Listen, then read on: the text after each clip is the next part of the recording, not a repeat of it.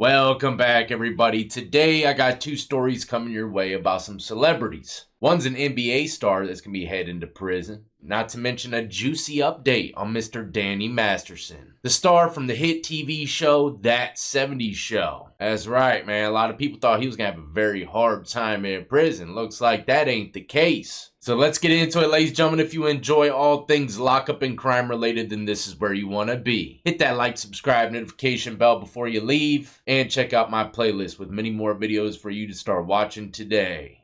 Alright, so the first story, NBA champion Glenn Big Baby Davis sentenced to prison in insurance fraud scheme. I don't know who this individual is. To be completely honest, I don't follow sports. But when I read this, I still found it interesting. A federal judge handed down a 40-month sentence after former NBA player Glenn Big Baby Davis was convicted in a scheme to defraud the health care benefits plan. Now, I don't know how much the NBA is paying their players. If I were to guess, millions, right? And to me, once I get a few million, all frauds and schemes go out the window. My life has changed forever. Square to the end. So I don't understand it. Maybe they're living these lavish lifestyles and they're trying to keep up with it. But it says last November, Davis was found guilty of healthcare fraud, wire fraud, conspiracy to make false statements. In addition to the prison sentence, Davis will be subjected to supervised release for 3 years. During that time, Davis will have to attend financial management class and undergo mandatory drug treatment as conditions of his release. More than 20 people been charged and sentenced for their roles in the scheme.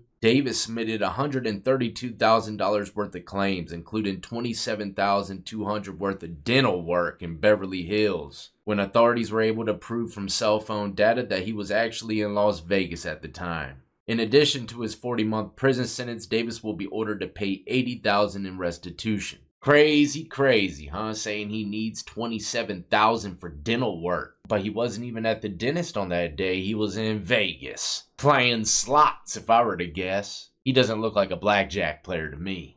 Don't be defrauding the healthcare system or insurance fraud, man. They'll come find you. Anyways, let's move on to the next hot topic. Mr. Danny Masterson.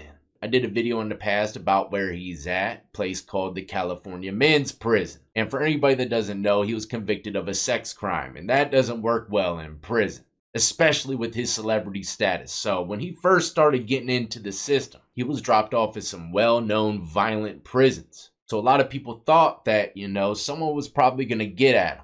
But like I said, he's in California Men's Prison now, which happens to be, I'm not going to go into detail, but a much comfier place. And the article I'm reading today is going to break down exactly what Mr. Masterson's doing in that prison. So let's just get right into it. The article, this story is A Day in the Prison Life of Danny Masterson. Pickleball, movie nights, and $300 a month on candy. Danny Masterson's life in prison sounds more like a relaxing weekend than a punishment. Sources exclusively tell In Touch that the convicted rapist participates in sports, enjoys video games, and a collective of TV shows and movies downloaded on his prison tablet. I'm not gonna lie either, these inmates got it good these days. Almost every establishment has these tablets. When I was leaving prison, they were just bringing them in. The first one I ever seen right before I went home, I couldn't believe it. Couldn't believe they're allowing inmates to have that, man. They're very lucky. All we had were like soda cans and shanks. I'm just playing. We had other things than that. But Danny Masterson's tablet is loaded.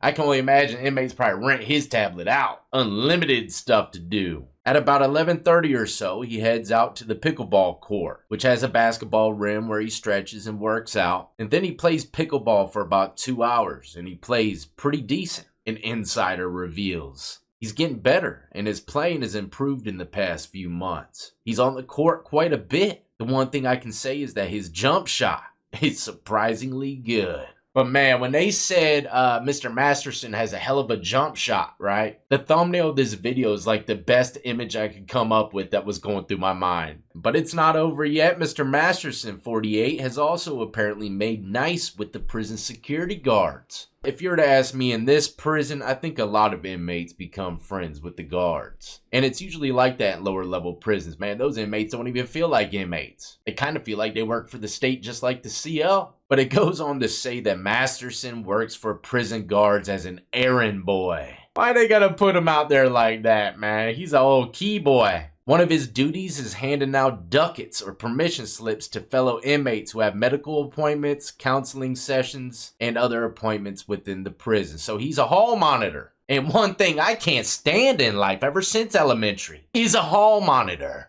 But the day continues at 3 p.m. every day. Masterson's required to be in his cell for head count, but he's allowed to use a prison-issued tablet. With this device, he can play video games, choose from a selection of TV shows and movies to watch. However, the source clarifies that the prisoners don't have access to traditional internet. But after head count, Masterson heads to dinner, but the food served is less than desirable. He might have a casserole kind of thing that's so horrible most guys won't even eat it. He will get grilled chicken and a salad, but it's mostly like wilted lettuce. For breakfast they serve eggs, but it's powdered eggs and soy-based bacon. This is likely why Masterson opts for some of his snacks offered by the canteen, which he can spend up to $300 a month on. Honey buns is the big thing in prison. For protein, they sell bagged chicken and tuna. Now, despite Mr. Masterson going from Hollywood to a life behind bars, the sources reveal that Masterson seems to be adjusting well. He doesn't seem to be too shy, and he limits where he goes, limits who's around him. At first, there were a couple people around him that wanted to victimize him, but some of the other prisoners interfered with that, the insider explains. So he got a clique of friends, if you want to call them that he hangs around with every day. It's mostly the guys in the neighboring cells. It's a mature crowd mostly, so they're not doing dumb stuff. These are older guys that are out of the gang serving 25 to life, that are rehabilitated hoping to get a parole hearing date to get out. They're mostly all well behaved, the insider says.